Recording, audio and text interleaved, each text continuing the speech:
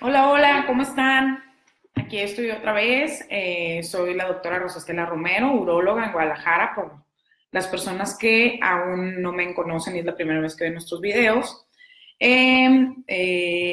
Hago todos los martes un Facebook Live acerca de un tema urológico para poder informar a las personas acerca de todos estas patologías que se pueden presentar y tengan una idea más o menos de qué hacer y cuándo acudir a su urólogo y una guía, más o menos, que se den una idea para prevenir las enfermedades principalmente. ¿Ok? El día de hoy tenemos un tema muy especial que se llama piedritas en el riñón, que se llama litiasis renal o litiasis urinaria, porque no solamente vamos a ver las piedras en el riñón, de ahí salen algunas, pero no solamente esas, ¿ok? Buenas noches, Gustavo, muchas gracias por estar aquí. Entonces, pues bueno, me gustaría darles algunos datos para empezar con esto. Más o menos del 10 al 15% de la población va a presentar litiasis. La prevalencia o se da más en los hombres que las mujeres, más o menos 2 hombres por cada mujer o 3 hombres por cada mujer. Respecto a la raza, se presenta más en raza blanca. De ahí seguimos los hispanos, que somos todos nosotros, y de ahí los asiáticos en recomendaciones como de raza.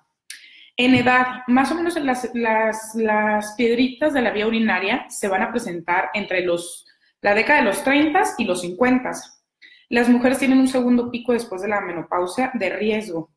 Y solamente un 1% de las litiasis se van a presentar en menores de 18 años. Normalmente ahí hay que buscar si hay un trastorno en el metabolismo de los niños que les esté produciendo estas piedritas, porque pues no es normal, ¿no? Por eso casi no se presenta.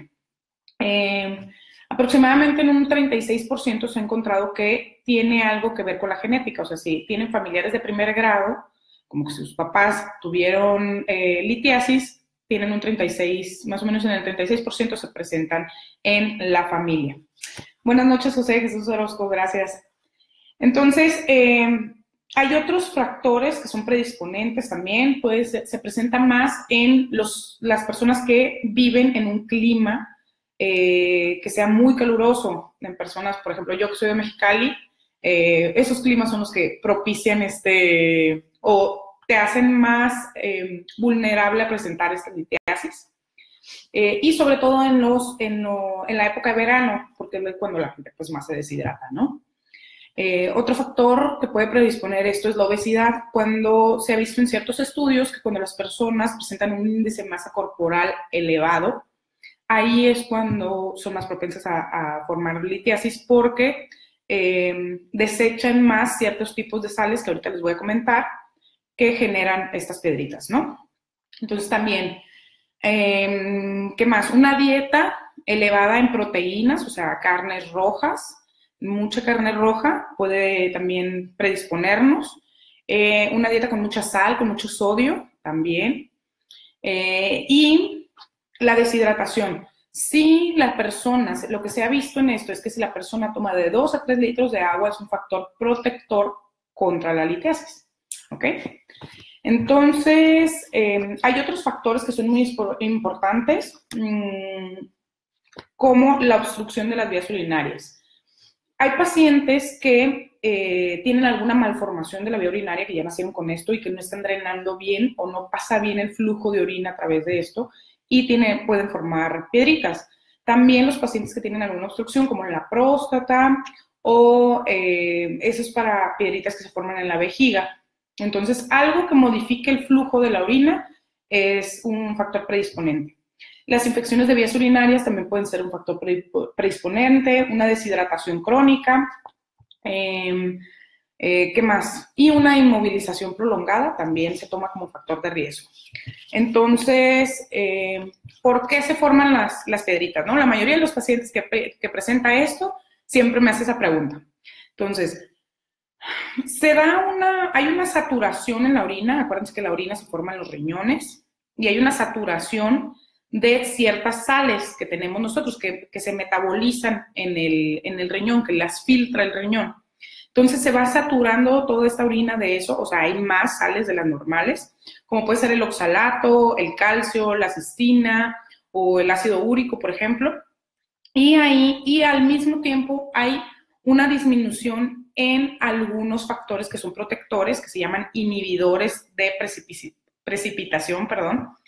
Entonces hay una disminución de estos factores, que son como los citratos, el magnesio, algunas glucoproteínas que ya tenemos nosotros en nuestro cuerpo, y algunas otras que son nombrecitos muy técnicos, pero se supone que son factores que nosotros ya manejamos en nuestro cuerpo para protegernos contra esto.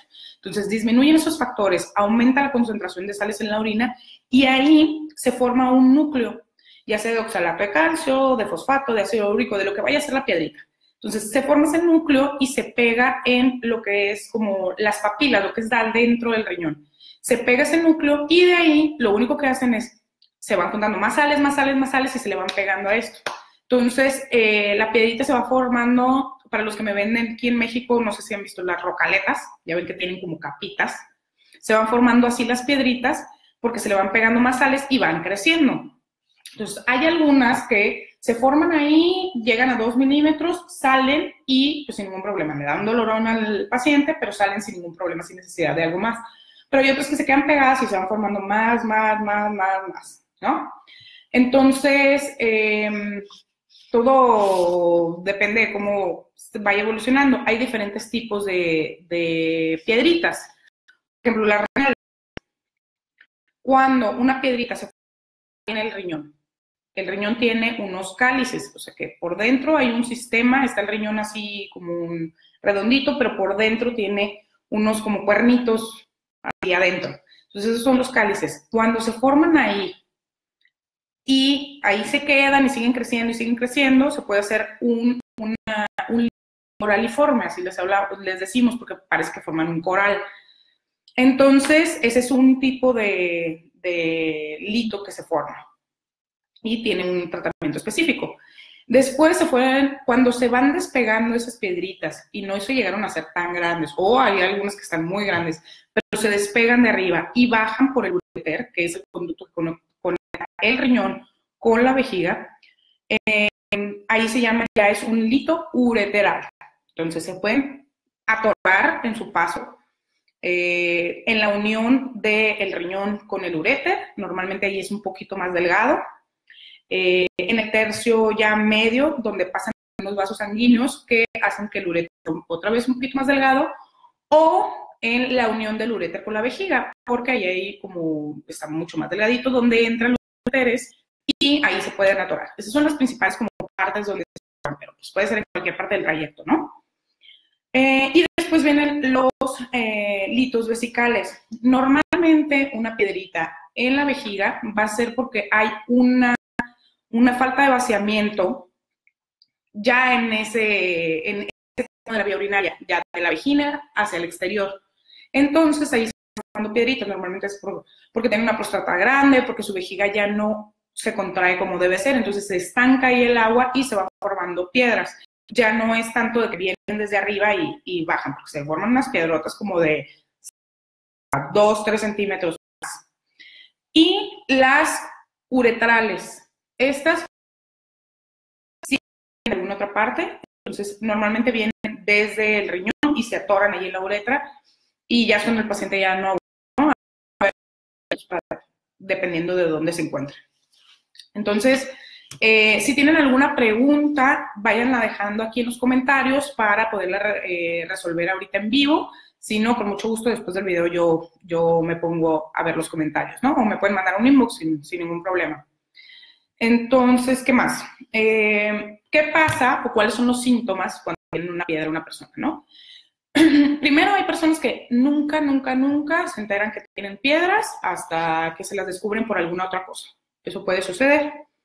Normalmente, estas son las piedras que no son obstructivas. El dolor se da cuando hay una obstrucción del paso de la orina. Entonces, las piedras que no son obstructivas también pueden dar, en el caso de que den síntomas, van a dar como infecciones de repetición. Eso puede ser, por eso, en un estudio para encontrar por qué se están dando estas infecciones de repetición, ahí es donde se encuentran de que, mira, pues aquí traes una piedrota en el riñón.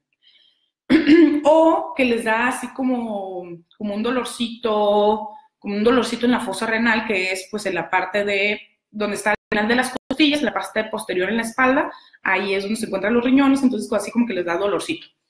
Hasta ahí puede ser cuando no son obstructivas.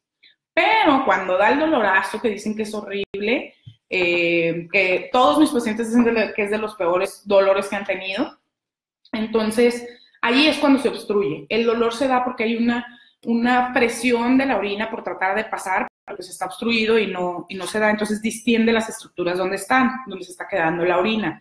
Se empieza a hinchar un poquito el riñón porque se queda ahí la orina, entonces ahí es por eso se da el dolor. Entonces es un dolor que aparece de una, no es de, llevo 3 días y como que me empezó el dolorcito, no. Aparece de una, los pacientes casi siempre se acuerdan que estaban haciendo, así de que estaba comiendo y me empezó el dolor, o me levantó el dolor de que estaba dormido.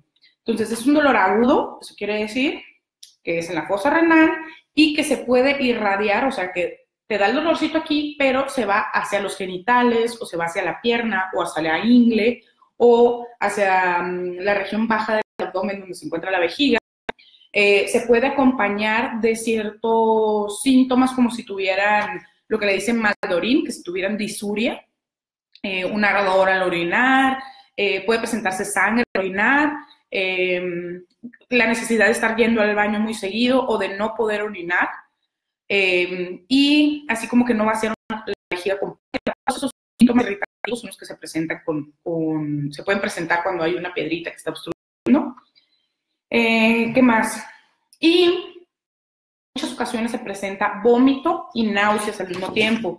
Los nervios que llegan a toda esta zona donde pasan las piedritas también son los mismos que están en el estómago, en el abdomen, por eso te puede causar así como un hilio paralítico, que te dé como un estreñimiento, o que te den así esas ganas de vomitar o vomitar en sí y náusea, ¿no? Entonces, pues ya con esta clínica nosotros nos damos mucha idea de que si tiene una piedra o no. Entonces, pero tenemos que comprobarlo con algún método de diagnóstico. Los urólogos casi siempre nos acompañamos mucho de los métodos de diagnóstico para confirmar nuestras enfermedades. En laboratorios se van a pedir un examen general de orina, ahí podemos ver que se puede presentar células de inflamación, sangre en la orina, se puede presentar también, ¿qué más?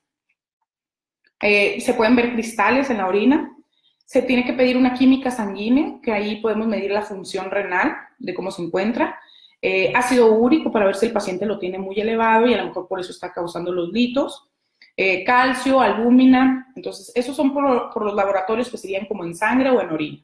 Pero en los de imagen se puede pedir desde una radiografía de abdomen.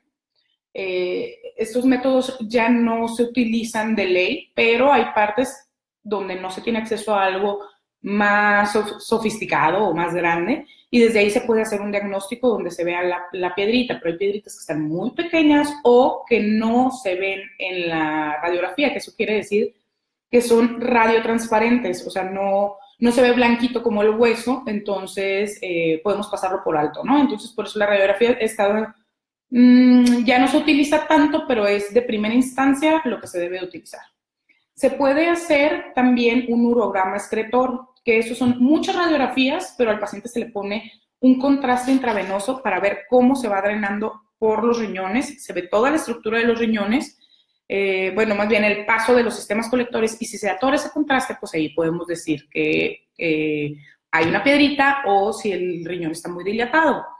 Pero también ese tipo de estudio ya no lo utilizamos tanto porque puede haber muchos falsos negativos, y por eso ya no se utiliza, porque hay aparatos pues más que nos pueden dar un mejor diagnóstico, ¿no? El principal estudio que se pide, porque no te da radiación, está a la mano, es económico, es el ultrasonido renal. Lo que nosotros vemos puede ser que dé algunas imágenes de algunas piedritas.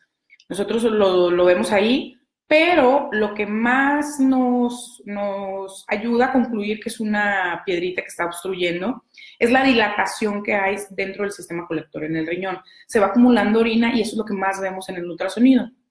Después existe el método de diagnóstico así estándar de oro, es una tomografía simple. En esta nosotros vemos tal cual qué tamaño tiene el riñón, dónde está, qué tan dilatado está el riñón, qué tamaño tiene la piedrita, si está obstruyendo, cuánta densidad tiene la piedra, cómo le vamos a hacer, cómo lo vamos a abordar. Entonces ese es el mecanismo que más utilizamos, la tomografía. Y también se puede utilizar con contraste y otras cosas, pero la tomografía simple es así, el método de diagnóstico de estándar de oro, ¿ok? Entonces, a ver, hay características según las piedras. Hay unas piedritas que son que se ven muy fácil en una radiografía, porque tienen una densidad, pues, muy buena para verla en eso. Se llaman radiopacos. Ese tipo son las más comunes, oxalato de calcio, todas esas. Pero hay ciertas, como les decía, como por ejemplo las de ácido úrico o las que son por algunos medicamentos. Hay algunos medicamentos como el indinavir que no se ven en la radiografía y hay unos que no se ven hasta en la tomografía, pero pues ahí nosotros ya más o menos con los antecedentes del paciente y todo eso vamos haciendo un diagnóstico. Pero para que sepan que pues hay algunas que no se pueden. Ok, sí, ¿verdad, José? Es que dicen que es de los peores dolores. O sea, hay mujeres que me dicen, prefiero un parto que este dolor. Entonces, pues sí, pobrecitos, yo los veo y con eso pues nos vamos al tratamiento justamente. Lo primero que se tiene que hacer es controlarle el dolor, las náuseas, todas las molestias al paciente para pues que esté pues mucho más tranquilo y todo. En lo que hacemos todo el diagnóstico, completamos el diagnóstico y ofrecemos algún tratamiento, ya sea con alguna intervención o algún tratamiento conservador. Entonces, dependiendo de dónde esté la piedrita, es como el método con el que se va a tratar. En urología, la verdad estamos muy avanzados en los métodos de mínima invasión.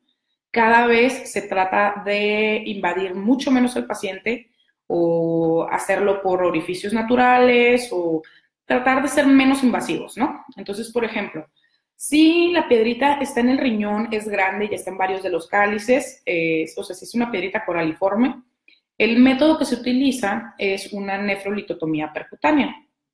Que eso se hace un mini hoyito, una punción en lo que es la espalda, por ahí se entra, se dilata, se hace un hoyito, se llega a la piedrita, se rompe y se saca todas las piedritas. Se deja una manguerita unos días, pero antes o hasta la fecha, en algunos casos específicos o donde no se tiene el equipo necesario, se abre a todo el paciente, se abre el riñón y se saca la piedra. Pero en este tipo de casos se ve que se pierde más o menos un 30% de las células del riñón, de las nefronas. Entonces, por eso es mucho mejor hacerlo de una manera, pues, con un equipo adecuado, en algo donde el paciente tarde mucho menos en recuperarse, pierda menos sangre, haya menos riesgos. Entonces, la nefrolitotomía percutánea pues sería el mecanismo de tratamiento más indicado para una piedra coraliforme en riñón, ¿no? Entonces, después tenemos como las no coraliformes. Hay algunos pacientes que tienen una piedrita pequeña, muy pequeña dentro del riñón, y en esto hay un aparatito que se llama ureteroscopio flexible, que tiene esta finalidad en la punta que se puede doblar.